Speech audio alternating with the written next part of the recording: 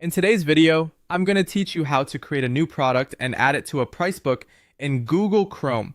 To get started, open Google Chrome and sign in to your platform if you have not already done so. Once you are in the main workspace, use the App Launcher grid to navigate to the Products area.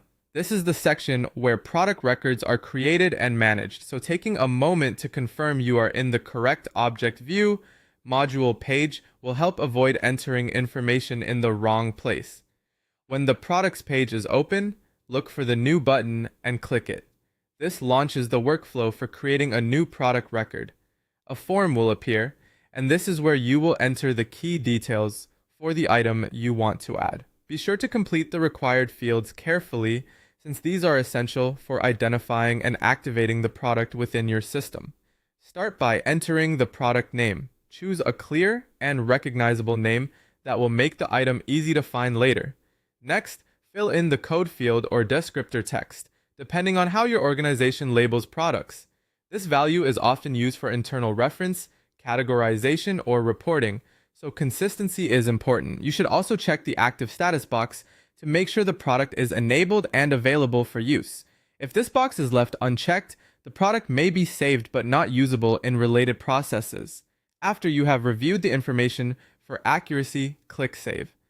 This stores the new product listing and creates the product record.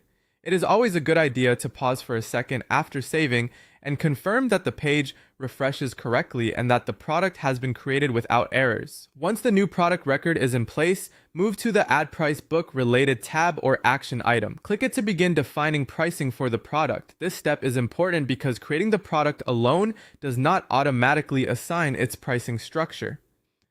The Add Price Book option allows you to connect the product to the appropriate price book and set the currency-based pricing tiers needed for sales or quoting activities.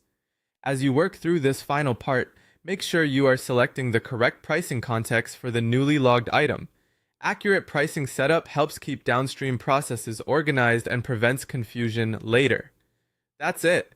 You have now created a new product, saved the record, and started assigning it to a price book for pricing configuration.